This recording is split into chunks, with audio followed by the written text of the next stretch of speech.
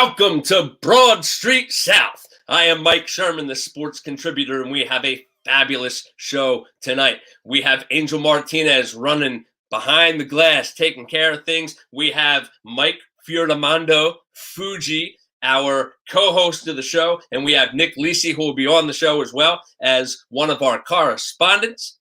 The Sixers are in a huge game tonight against the Milwaukee Bucks, coming off a pretty bad loss against the Phoenix Suns last night. We have the Philadelphia Phillies, who are 9-9 and about to embark on a 7-game road trip. And we are 1 week away from the Philadelphia Eagles NFL draft with pick number 12. What's going to happen? Check us out right now. We are Broad Street South. Here we go.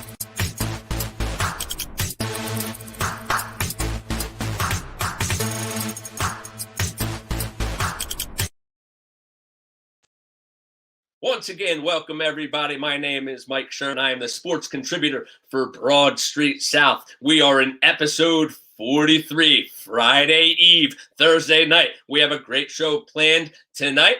And without further ado, I'm going to bring on our panel right away. The first person who we are going to bring on to the show is the co-host, Mike Fuji Fioramondo.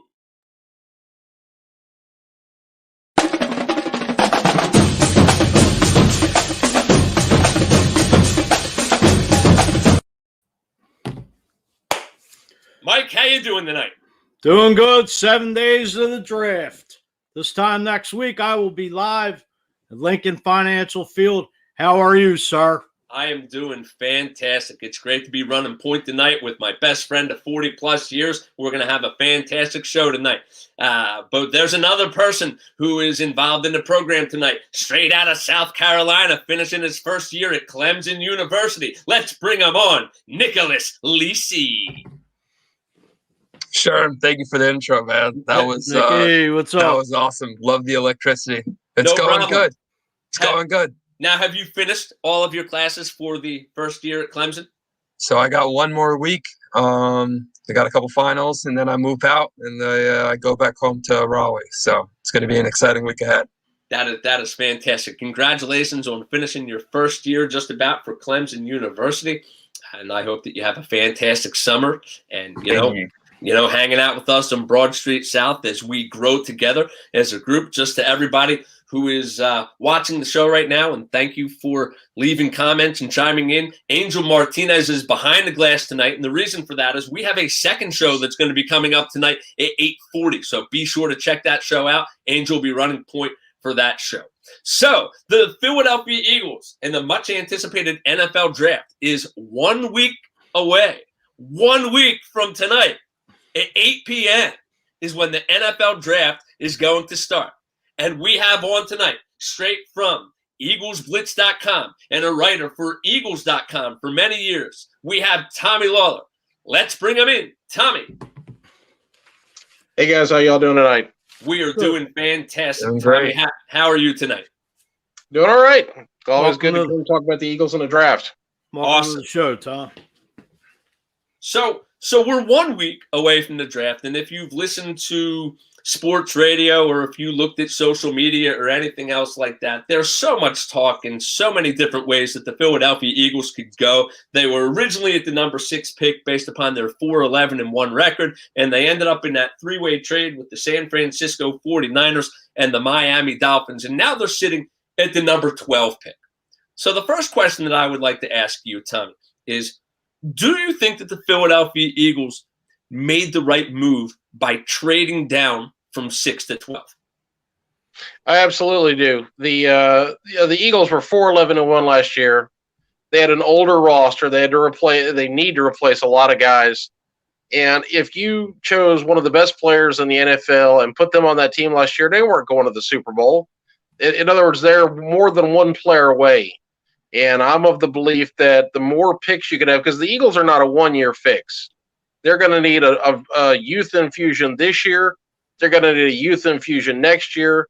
And if they draft well and make the right choices, they can be a contender in 2022, 2023. But we just have to understand that this team, if they had the number 6 player in the draft added to this team, would they be better? Of course, absolutely. But in order to drop down six slots and get a first rounder next year, to me, that's more appropriate to fixing the long-term issues of this team and getting as much young talent on there as you can. One player was not going to make enough of a change. To me, it was worth it to have the extra asset. So I want to touch on one of the things that you just mentioned, drafting well and making the right choices. So Howie Roseman has had a history of not drafting well and not making the right choices, even though he was involved with the Carson Wentz pick way back when, which gave us the one Super Bowl that the Philadelphia Eagles ever had. How much confidence do you have in Howie Roseman that he's going to be able to draft well and make good choices so that the Eagles can start to move in the right direction towards being a playoff contending team once again? Howie is a very complicated subject. There's no question about it. Because if you look at his track record over the last couple of years, it's not very good. There's just not enough young talent on this roster, and you see that. That's one of the reasons they won 4 games last year. However, I will say Zach Berman of The Athletic made a really interesting point somewhere not too long ago, that Howie does better when he's trying to build a team up. And when he had a high pick back in 2012, he drafted Fletcher Cox. And when he had high draft choices in 2013, he drafted Lane Johnson. In the second round, he got Zach Ertz. And he built the foundation for that Super Bowl team. You know, it's easy to rip Howie for the last couple of years, but he did acquire those players and build that Super Bowl team. So he did a good job of building the Eagles up. Where he has really struggled is when they're at the top or near the top. He has struggled to maintain that or build on that, and that's where his moves have just not gone well, and the team has obviously not done as expected. But when he's needed to build the team up, he's been more successful. So oddly enough, maybe where they are now is where he'll be at his best. Tom, coming out today, there's a rumor about the Eagles possibly having interest in Rashawn Slater from Northwestern. How true do you believe that to be? I think they have some interest in Slater, but I don't see that as I don't see him as a primo target.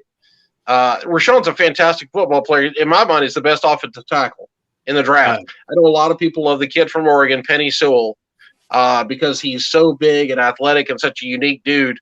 But when you watch Slater play, he doesn't have great size, 6'4", 308. But you watch him play against Ohio State in 2019, and he shut down those defensive ends. He's technically sound. He's confident. He's a football player. Sewell is an athletic project who has moments of greatness, but also moments where he looks, pedestrian. Slater is more of a finished product and is a guy that's really good. Now, he could be, I think, an impact player at tackle or guard, and I think you can make a case for the Eagles to take him. But if you really look at the Eagles, the strength of this football team, quite frankly, is the offensive line right now. I know it's hard to believe that coming off last year, but you'll look now, you've got Jordan Mailata at left tackle, who's had, I don't know how many starts under his belt now, 6, 8, 10, whatever it is. Obviously, at left guard, Isaac Seumalo has established himself as an above-average starter. Jason Kelce, there's discussion of whether he's a Hall of Fame player. Brandon Brooks should be healthy this year. When he's healthy, he's one of the best right guards in football. And Lane Johnson should be healthy this year. When he's healthy, he's one of the best right tackles in football. And you look at the depth they have. If Andre Dillard's your backup left tackle, if Jack Driscoll's your backup right tackle, if Nate Herbig is your top interior blocker or backup, that's 8 pretty solid players in the offensive line. So you need youth there because Brooks and Kelce and Johnson are all older guys. But you don't absolutely have to draft offensive line because right now, in my mind, it's the strength of the team. Well, the right side scares me because Brandon Brooks is coming off 3 injuries in 2 seasons. And honestly, I don't want to say this, but I'll say it anyway. I think the PED's caught up to Lane Johnson the last couple of years. The wear and tear on the body over time, just to me, with the ankle injury last year and a couple injuries the last couple of years, just seems like Lane can't stay healthy to get on the field. Do you agree? Well, I'm not going to address the PED comment, but there's no question Lane's had some injury issues, and part of the problem last year is that he tried to come back too soon. He was trying to be a gamer, and that's what you want in your guys. You want guys that want to be on the field, that don't want their teammates out there without them. But you also have to protect them from themselves and say, we'd rather you get healthy than come out here and try to tough it through some games.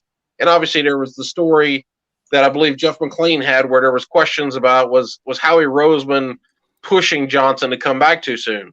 So maybe part of that's on the front office for being aggressive and trying to get the guys out there. So there's a lot of stuff to unpack there, but bottom line is Lane Johnson, when he's healthy, is still a good player. He's not stayed healthy enough in recent years. There's no question.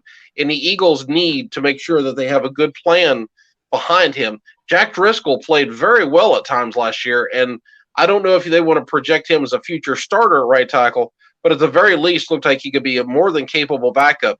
The Eagles talked about playing him at guard and center. They may value him more on the inside. So maybe you do address offensive tackle. There's a deep group in this draft, but you don't have to do it in the first round to find somebody behind Lane Johnson. I also heard, the offensive tackles, there's more of a, like you said, more depth there than offensive guard in this year's draft. Well, there's a lot of good tackle prospects, and part of it is if you look at guys like Rashawn Slater, he could play either spot, and I think he could be very good. The kid out of USC, Elijah Vera Tucker, I think he could play tackle or guard. And so if you put those guys all in a tackle class and say let's count on them as tackles initially, then the guard class becomes a little bit weaker. But if you put those guys in the guard class, well, then the guard class becomes stronger. So it's a little tricky, and every team's going to have different outlooks.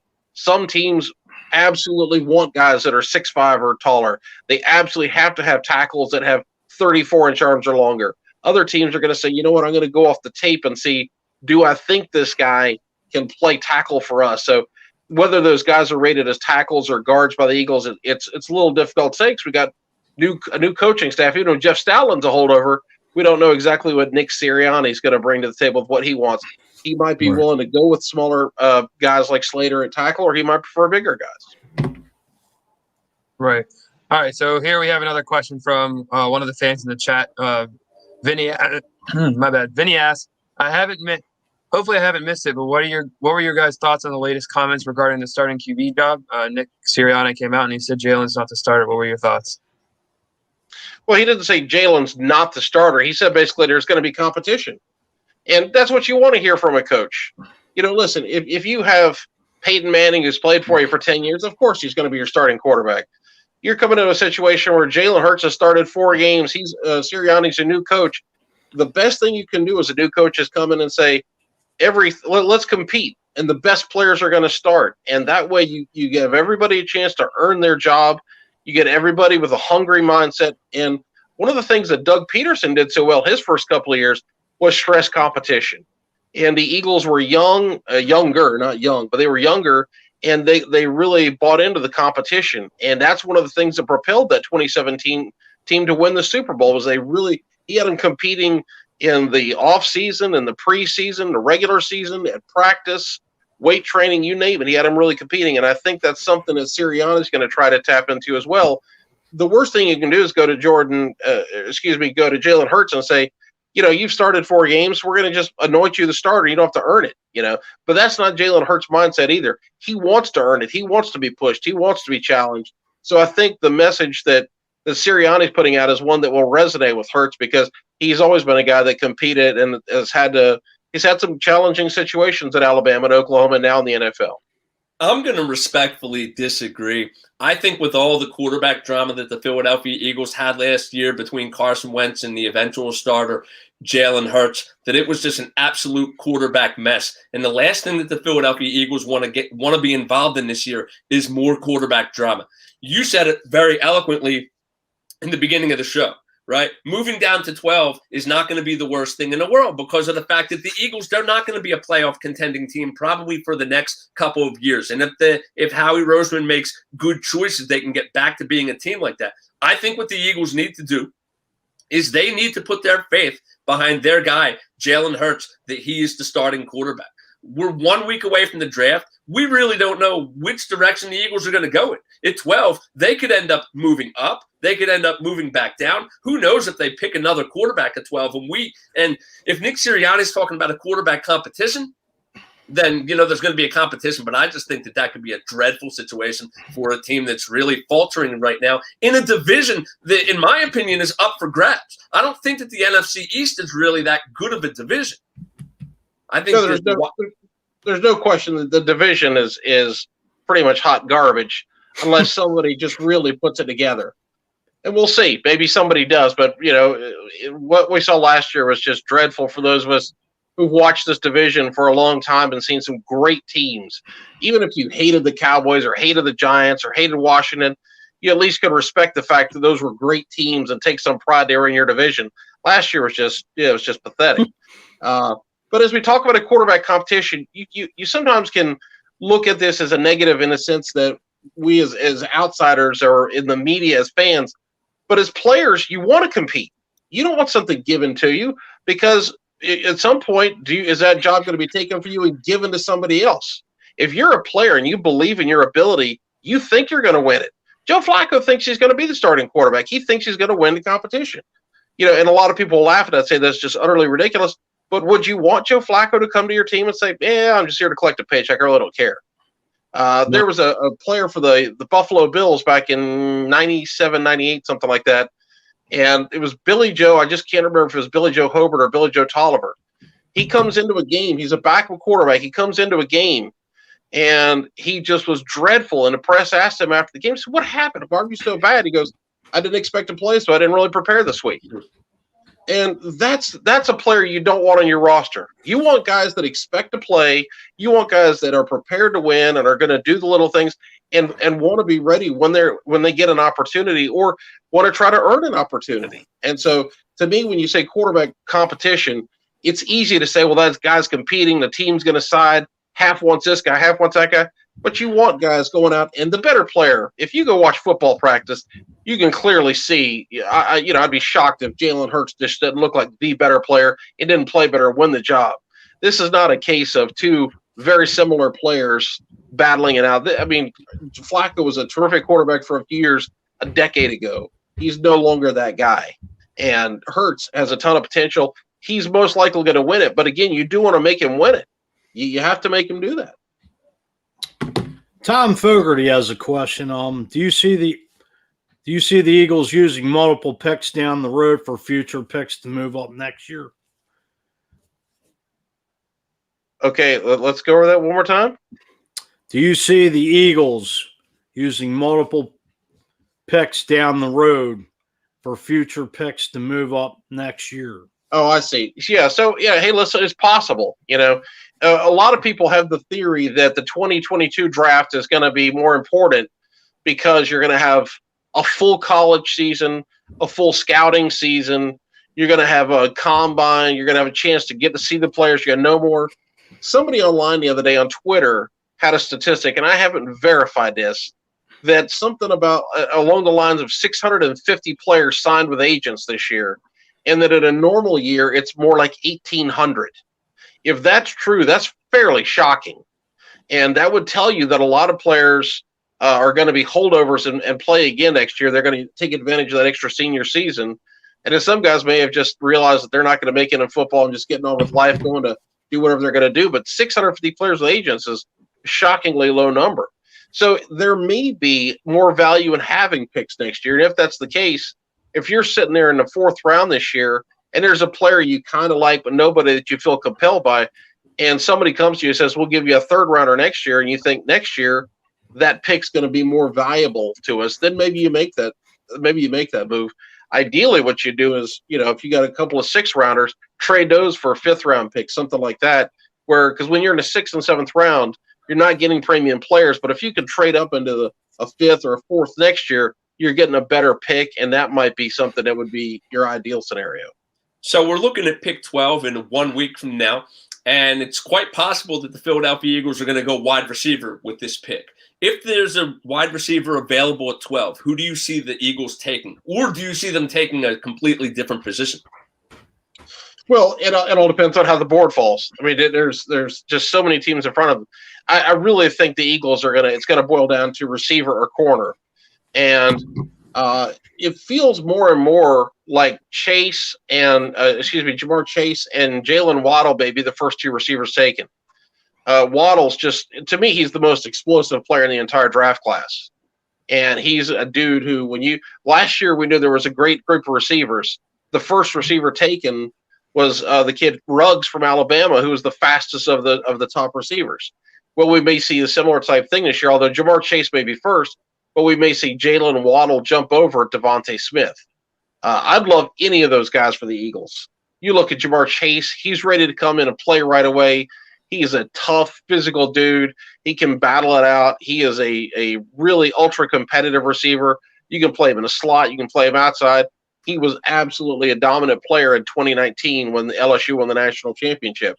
When you look at Jaylen Waddle, again, the most explosive player in the draft for my money. He's a guy you can throw a quick screen to, and that can turn into a big play. You can throw a 50-yard bomb to him down the field. He can catch that and get into the end zone. He runs away from defensive players the way that Tyreek Hill does.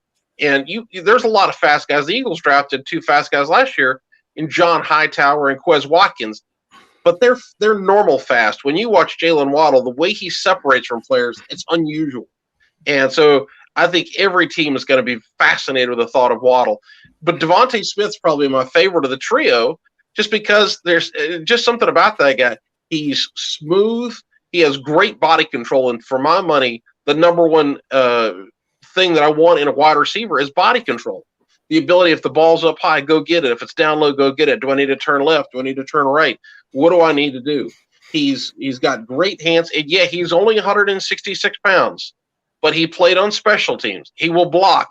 He plays bigger than he is. And as we've seen with J.J. Arcega-Whiteside, that's a big dude who plays smaller than he is. So if I have to take somebody that's small, I at least want a guy who, when I watch the tape, plays big.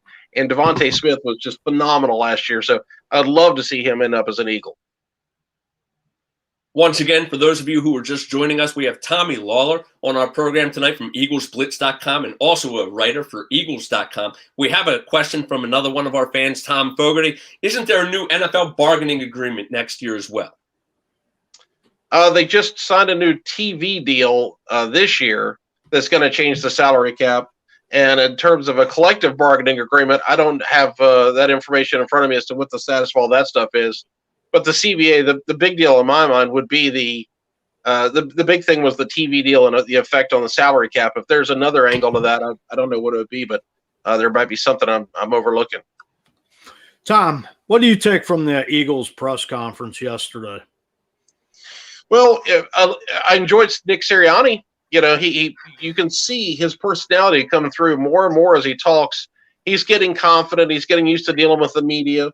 And he's genuinely enthusiastic. And I know some people made fun of him for the rock, paper, scissors comments, but I liked it. You know, to me, if you're a leader and you're faced with a challenging situation, he told the story that, you know, last year when Frank Reich was the coach in Indianapolis, you know, they would be presented with a problem. And Frank said, well, let's not obsess on a problem. Let's find a solution. And Frank said, let's be creative. How can we come up with creative solutions to these problems? Well, one of the things that Sirianni wants to do is as he talks to players, he wants to know how competitive they are. So he says, let me get them in a game of rock, paper, scissors. And in his mind, that has value because it's going to get them off schedule. It's going to get them doing something they weren't. No agent's going to tell their clients, hey, listen, you're getting ready to talk to the coach of the Eagles. Make sure you say, yes, sir. Make sure you talk about Philadelphia. Make sure you talk about this. Then nobody was going to prep their client by saying, get ready for rock, paper, scissors, right? So the minute he brings that up, those players have nothing to base. Their reaction is purely natural. They've not rehearsed anything. So he's going to see who they really are and how they react to a strange moment. So you can make fun of it if you want, but I thought it was really a clever idea and an interesting way to try to get a little bit of extra insight into these players because agents really prep these guys so much these days that you really have a tough time finding out who they truly are and not who the agent is having them act like in front of coaches and GMs. Well, you know, with sports talk going on today, and I believe on the national sports scene, you know, Nick Sirianni's kind of taking a beating with the media. I mean, give the guy a chance. I mean, I'm optimistic. I mean, I'm not optimistic on Howie making, the man behind the curtain, but still, give the guy a chance. The guy didn't even coach one game yet. Well, Tommy, my bad. Keep going. Go ahead, Nick. You're good. Okay. Tommy, so you were talking a little bit about the 4 things that Nick Sirianni looks for in terms of are they competitive? And there's 3 other things that Sirianni's looking for. Do they love football? How tough are they? And what is their football intelligence? Do you mind diving in a little bit deeper in how Nick Sirianni's trying to answer those 4 questions? Yeah, so what he's trying to say is, a lot of people find this hard to believe, but not all football players love the game of football. If you remember Terrell Owens' favorite sport was basketball. He loved to go play basketball. Football is how he paid his bills, but he did not love the game of football. And that's not an insult to Terrell Owens. That's not like a nasty comment or derog. Like, think about it this way. If you're getting together with your buddies, you sit there and say, hey, let's go out and play basketball in the driveway. Nobody says, hey, let's go push around a blocking sled. Let's go slam into each other at full speed. That's going to, you might go play some touch football, but that's not what the NFL is. Pro football is hard. College football is hard. Going out and going through training camp and practice and then getting into, linemen, they'll tell you that every play is like a little car wreck when you're colliding into 300-pound men at full speed. That's tough on your body. So you want to find guys that love the game of football. They're not just doing it because it's the way that that allows them to live the lifestyle they want. And so you can kind of find little ways to ask them about the game and their answers. If you're a football guy and you are used to being around players, you can have a little BS meter and be able to figure out, is he telling me what I want to hear about the game of football, or is it a genuine passion? When we talk about football intelligence, the people will sometimes refer to that as FBI. When you talk about football intelligence, it's one thing and this is one of the things I think we had an issue with Carson Wentz. Carson was an exceptionally bright guy, a great student, got straight A's throughout his college career, high school career. But once the ball was snapped, Carson sometimes would slow down and struggle to process things. So Carson had good general intelligence, but his football intelligence sometimes would slow down because he was dealing with things in the moment. And in the moment, sometimes his processing would slow down. You might have another guy who is not a great student, but when this ball is snapped and it's chaos around him, all of a sudden he's able to process things quickly. That's just the way his mind works. And so if you can kind of figure out who's got good football intelligence, who handles chaos well, that's something, again, as a coach talks to players, he can figure out who understands a playbook in terms of they can learn the plays, they know what's being called, and who understands them in the way that they understand everything. They know they know the nuances of the playbook. They know the nuances of what's going on in the field, and those are the guys that you truly love. If you ever watch Bill Belichick talk about Ed Reed, he never coached Ed, but Belichick loved Ed Reed, and he will talk about things he could see without ever coaching Ed Reed, and he just could tell how smart a player Ed was by watching him play. That's the kind of thing, again, if you're a football coach, you know how to look for those little things. When you talk about toughness, that comes down to, hey, listen, man, you're going to take a beating, and it is hard. Sometimes it is challenging to want to get back on the field. You want to protect your body. You're in pain. You're just sitting there saying, we're having a losing season. We're getting our butt kicked today by whoever. We're down 4 touchdowns. What's the point in going back out there? Eagles legend John Runyon, he didn't miss a start for, I can't remember, it was like 10 years, his entire Eagles career. And they said, well, why didn't you ever sit out a game if the Eagles had clinched something? He said, I didn't want to lose my guy to the job behind me. So he was so tough and so determined. He didn't want to come off the field because he was scared the guy who replaced him for that game or that series or whatever could steal his job away. So he was going to do anything he could to get out on a field and play. He wasn't going to be denied. That's the kind of thing that Sirianni would love.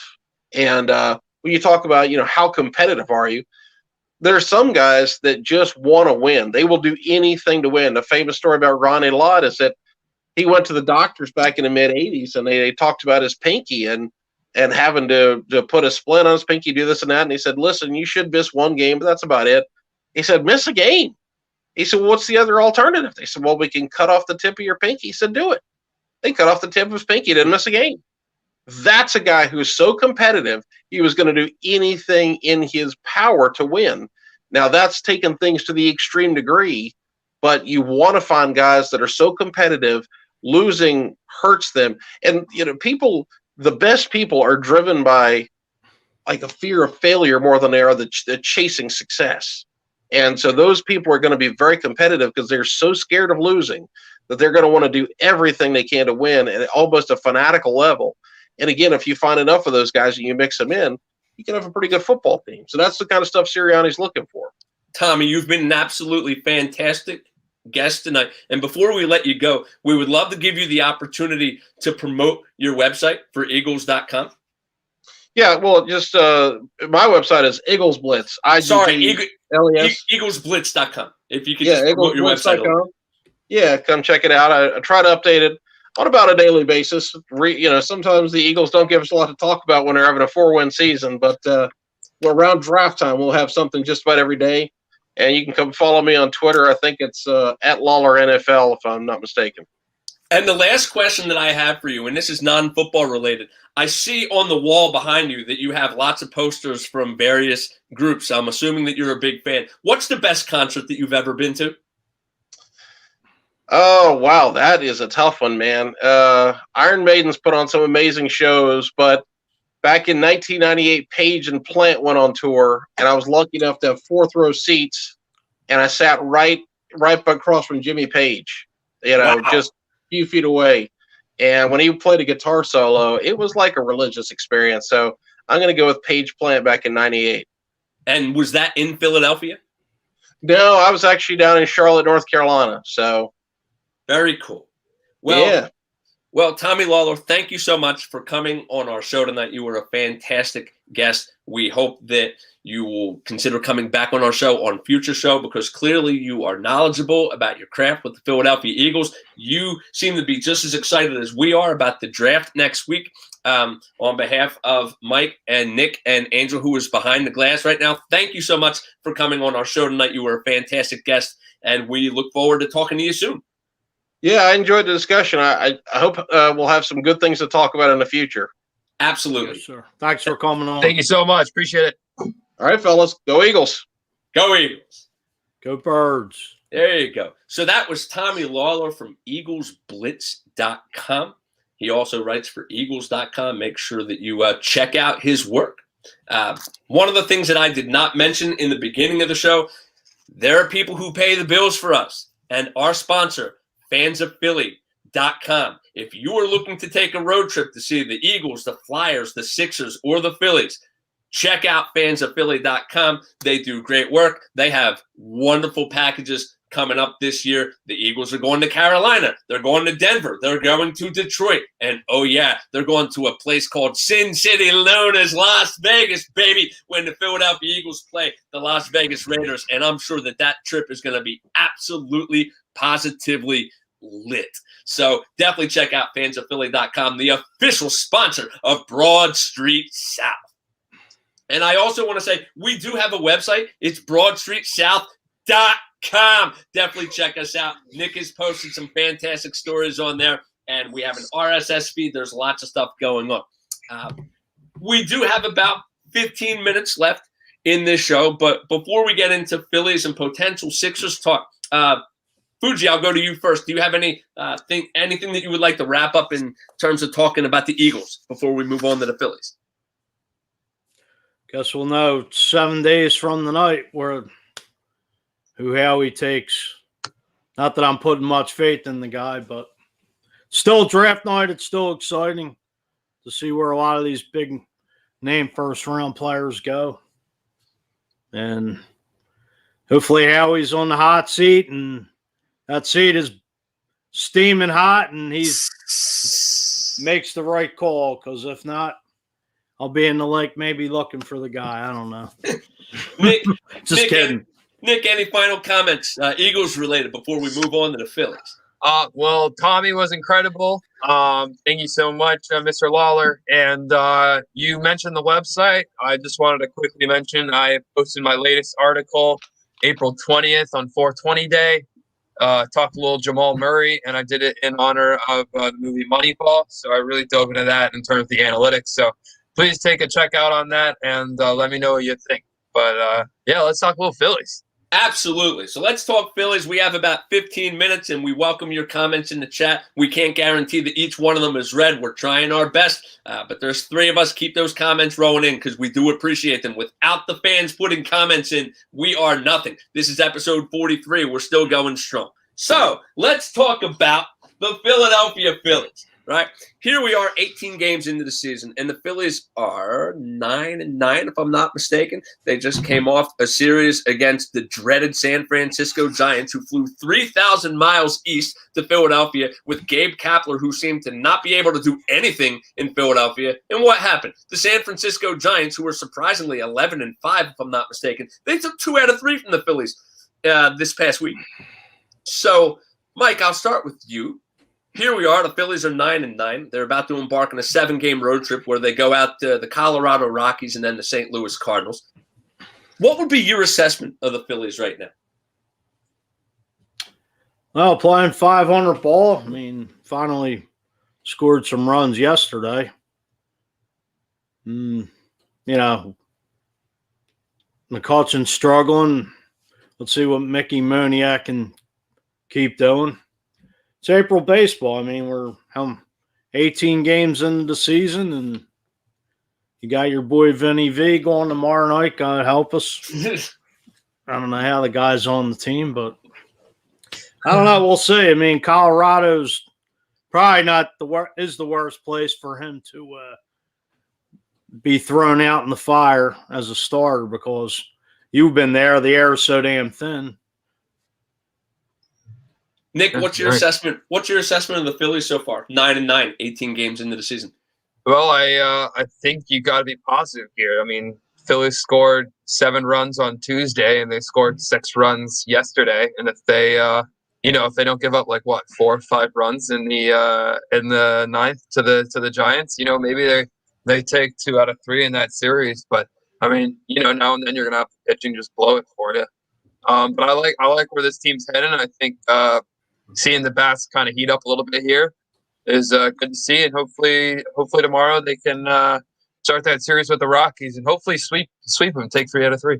And it all starts with my boy Vinny V on the bump tomorrow night. Let's see what happens. I want to chime in and I want to talk about this phrase, it's April baseball, okay? Anytime a team is losing or not doing that well, it's always, it's April baseball. Give them time, they'll get it together. Let's talk about it the other way. The Philadelphia Phillies bullpen started off the season absolutely positively fantastic. And all the social media going on Facebook, going on Twitter, I didn't hear anybody say, it's April baseball. Give them time. They'll find a way to blow it. And look at what happened the other night. Connor Brogdon, who has been excellent for the team all year, he came into the game. He put 2 guys on base. He gave up a 3-run home run. And Girardi didn't take him out. And Connor Brogdon put on another 2 guys on base. And he gave up another 3-run home run before Connor Brogdon was eventually lifted. Why do we never talk about the fact of, it's April baseball when somebody's doing well? And this fantastic bullpen that the Phillies have exhibited for the first couple weeks of the season, is that just a smoke show? Or do we believe that the Philadelphia Phillies bullpen is actually going to be really good this year? Mike, I'll start with you. I think Dave Dombrowski, brought in a couple good guys, to do the job. I mean, shame Archie Bradley went on the IL already, which I believe he's out another couple more weeks. Hector Neris seems like he's intact so far. But, every closer blows a couple games here and there. It's a long season. And like I did say, it is April baseball because you play 162 games a year. The division's not won in April and May or June 1st. There's going to be highs and lows. Players get hot, they get cold. Wait till it heats up and you'll see balls flying all out over Citizens Bank Park. And wouldn't that be more reason to be concerned about the Philadelphia Phillies bullpen? If the ball's going to be flying out of Citizens Bank Park? Wouldn't that be more so? It's a bandbox. So you're saying it's a bandbox. So shouldn't we be saying, as good as the Philadelphia Phillies bullpen has been this year, it's April baseball. They're eventually just going to revert back to form and be average to below average, because we know last year that the Philadelphia Phillies bullpen was like historically bad. Nick, what are your thoughts? Well, I think Ryan said this the other day, and he said, "Well, look, each team's going to win 40 games and then lose at least 40 games. So it's what you do with the other 80." And for this Eagles pen, I mean, Spencer Howard had a good performance, and Hector Neris had a great performance over the week. So I think you got to be patient. I think the Phillies are going to find guys that they would really like, and they're going to find guys who maybe aren't ready yet. And I think it'll be a great opportunity to call up some minor leaguers and maybe get some new arms in there. Get some old arms. And hey, if Eagles bats are performing as well as they are right now, after these 2 games, maybe you go get another arm for the pen. Maybe the Yankees give up a guy because we're performing so horribly over the first 16 games. It's horrible to watch. It's one of the ugliest things I've ever seen. So I know we have a few minutes left, and I would love to talk a little bit more Phillies.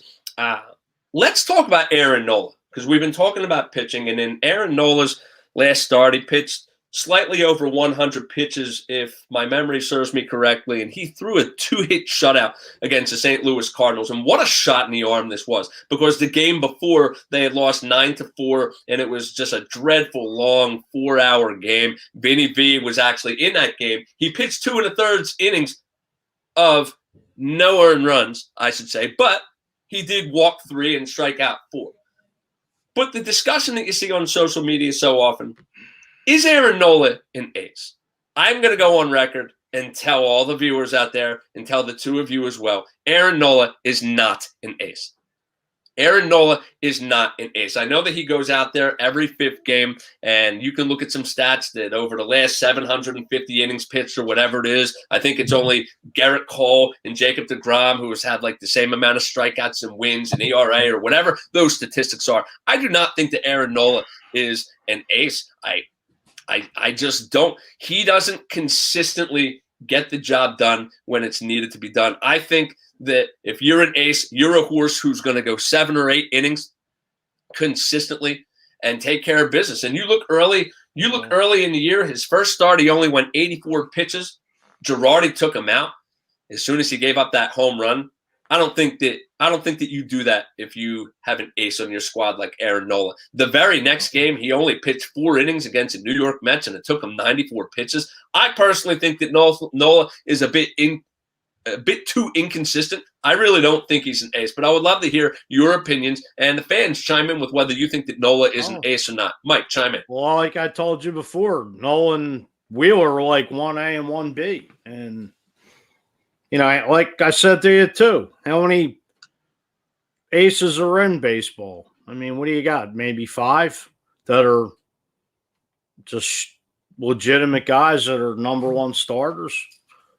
I mean, it's not like it used to be 20 years ago where guys would go 7 innings. I mean, Christ, you got guys 60 pitches, 5 innings, like left-handed specials, right hand. It's like mix and match with these guys. It's like you're playing chess. Look, here's a team, Philadelphia Phillies, 9-9, and I know it's April baseball. Aaron Nola last pitched on Sunday. Normal rest, if you're an ace, Monday, Tuesday, Wednesday, Thursday, Friday. Every 5th day. Every 5th day. He should be pitching tomorrow night against the Rockies. If he is your ace, forget about that extra rest. You are the ace of the team. Get on the bump every 5th calendar day. And guess who's pitching tomorrow night for the Philadelphia Phillies? It's not Aaron Nola. It's some guy named Vince Velasquez. Mike, how do you feel about that? Nick, I'm going to get your comments in a moment. Let me jump in here. You asked if Aaron Nola is an ace, and my argument would be yes. And I think the fact that you think Zach Wheeler and Aaron Nola are 1A, 1B is ridiculous. Because Aaron Nola has allowed 1 homer this year. He's pitched 6 2/3, 4 innings, 5 innings, and 9 innings, and his pitch count has increased over his first 4 starts. And he's 1-1 in games that have been decided his way. When he pitches, the team scores more runs, which part of that might be luck. I think part of that is psychology. Aaron Nola is going to go out there, he's going to go bump it, he's going to go shut shut these guys out. So let me really try to score here. I mean, Zach Wheeler in the games he's pitched, he's in the last 3 games he's pitched, the other team has scored 10 runs, 5 runs, and 8 runs. So I understand not all of those are his, but I think Aaron Nola, I think the term ace is a weird term to use anyway. But I mean, Aaron Nola is throwing heat right now, and he's throwing well, and he's getting a lot better as the season has gone on. So yeah, I would say Aaron Nola's a 1, and I think putting this extra rest on is probably a good idea. I mean, who do the Rockies have that's so scary for Vince Velasquez to throw to? I mean, you guys tell me. The term ace in baseball has been around probably way before we were even thought of, at least. No. But anyway, just saying. Bring Billy Wagner back. Good old number 13. And thank you for all these comments. Thanks, Steve. How are you? And I would agree that Aaron Nola is the best pitcher on the Phillies roster right now, but is he an ace? I personally do not think that he's on my an ace. way, Joey. Who do you think is an ace? Who do you think is an ace? If you don't think he is, Jacob deGrom. Jacob deGrom is an ace. Well, he's a Cy Young winner. Do you have anyone else? Yeah, Cy Young winner. And a couple of years ago, Garrett Cole has been good this year. What's that? It's like Garrett Cole's been meh this year. I mean, he's won a couple games, but at the end of the day, wins and losses, you always look at the ERA, because the ERA is basically what goes against the pitcher. Cole was the hottest commodity on the free agent market last year, and the Yankees went out and took George Steinbrenner Jr.'s checkbook, signed it, and threw him 10 bags of money, brought him to the Big Apple, along, opposite town, the other side of town, opposite of Jacob deGrom. I mean, guy was solid in Houston. Well, listen, we are almost out of time. This show is going specifically until 8:20 tonight, and it was great that we were able to have some Eagles talk as well as some Phillies talk. I'm sorry that we really didn't have the opportunity to get into the Sixers. I know they took it on the chin last night. If you saw the highlight of Joel Embiid chucking that ball from one end of the court to the other, if that shot would have went in, that would have been like highlight of the year. But anyway, in the last 2 minutes, we want to thank Tommy Lawlor for coming on the show tonight. Check him out on EaglesBlitz.com and also his work on Eagles.com. Be sure to check out our sponsor, FansOfPhilly.com, as the weather starts to get warmer. If you want to check out the Sixers in their playoff run, if you want to check out the Flyers, the Phillies, or the Philadelphia Eagles, be sure to check them out, FansOfPhilly.com, FansOfPhilly.com, and check out our website, BroadStreetSouth.com. Nick Lisi has put an excellent article up there on April the 20th. Be sure to check that out. Nick, any final words? Hey guys, just thank you so much for taking me on, and I'm about a month in now with the Broad Street South team, and it's been going very well. So excited to keep working, excited to keep putting some articles out here. So hopefully we get another one out soon. The pleasure is all ours, and congratulations on finishing your first year of college down there in South Carolina. Thank you. Fuji, any final words? Milwaukee 77, Sixers 60 at the half. 77-60. Wow, that Sixers defense really come into play tonight. I can't wait until we have a show that's completely dedicated to the Sixers, because it's going to be really interesting to see what they do. On behalf of Mike Fuji Furtamondo, and Nick Lisi. Nick, we got to get you a nickname. So that you're part of the crew as well. I am the Professor. The head man.